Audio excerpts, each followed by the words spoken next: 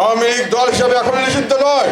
আওয়ামী লীগকে যদি আপনি রাজনীতি না করতে চান, একটা অ্যাডমিনিস্ট্রেটিভ অর্ডার করা হয়েছে, এটাও ত্রুটিপূর্ণ আমি মনে করি।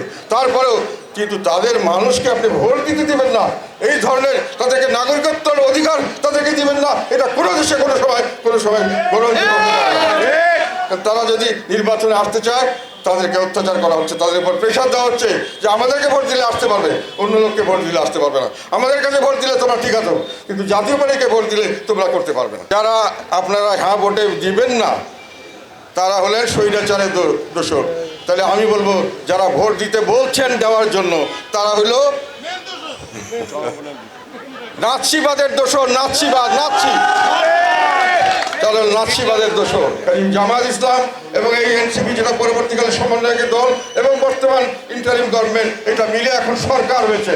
এরা সরকার এবং সরকারি দল, এরাই সরকার হিসাবে বাংলাদেশ চালাচ্ছেন এখন পর্যন্ত, এবং এদের অধীনে নির্বাচন হচ্ছে।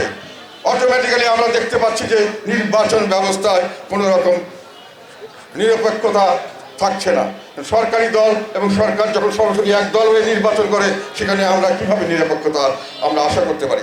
সরকারের একটা হলো তাদের অভিভাবক এবং নিয়োগকর্তা, তাদের অভিভাবক নিয়োগকর্তা হলো এখন দেখা গেল জামাত। তারা দাবি করলেন এবং এই দাবিকে কেউ অস্বীকার করলো না। বাংলাদেশ ব্যস্ত হয়ে যাবে, এই কথাটি সম্পূর্ণ একটা ধাপ্পাবাজি। এবং আমি মনে করি এই ধাপ্পাবাজির কারণে এবং যে প্রক্রিয়া আমরা করছেন, এই সব কারণে এই সংসদের এই যে গণভোট করা হচ্ছে, এটাকে আমরা না ভোট দেব।